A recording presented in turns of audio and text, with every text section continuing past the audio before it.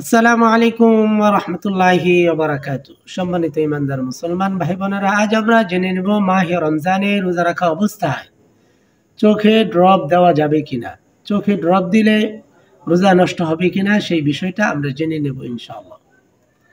মাহে রমজানে রোজা রাখা অবস্থায় অনেক আল্লাহর বান্দার চোখে সমস্যা হওয়ার পরে যখন ডাক্তার দেখায়, ডাক্তার বলে যায় যে আপনি চোখে ড্রপ ব্যবহার করবেন। যদি 2 বেলা ব্যবহার করতে বলে তাহলে আপনি সতর্কতামূলক সেহরি খাওয়ার পরে এবং ইফতারের পরে আপনি চোখে ড্রপ দিলে আর কোনো সমস্যাই থাকে না। এবার আসুন, যদি 2 বা 3 বার অথবা 4 বার ড্রপ দিতে বলে তাতেও কোনো সমস্যা নেই। আপনি চোখে যদি রোজা রাখা অবস্থায় চোখে ড্রপ দেন তাহলে আপনার রোজা নষ্ট হবে না, আপনার রোজার কোনো ক্ষতি হবে না ইনশাআল্লাহ। সেজন্য মাহে রমজানে চোখের সমস্যা যদি হয় আপনি রোজা রাখা অবস্থায় ড্রপ ব্যবহার করতে পারবেন, আপনার রোজার কোনো ক্ষতি হবে না, সমস্যা হবে না ইনশাআল্লাহ।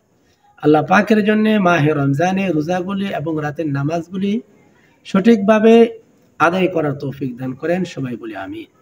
ইসলামিক এই কথাটি অন্য মুসলমান ভাই বোনের কাছে পৌঁছে দেওয়ার জন্য সওয়াবের নিয়তে শেয়ার করে দেবেন, ছোট্ট করে একটি লাইক করে দিবেন। ইসলামিক কি ধরনের আমল অথবা স্বপ্নের ব্যাখ্যা অথবা কি ধরনের মাসালা জানতে চান কমেন্ট করে জানিয়ে দিতে পারেন, আমি আপনাকে জানানোর চেষ্টা করব ইনশাআল্লাহ। আর নতুন হলে সাবস্ক্রাইব করে পাশেই থাকবেন। আসসালামু আলাইকুম ওয়া রাহমাতুল্লাহি ওয়া বারাকাতুহু।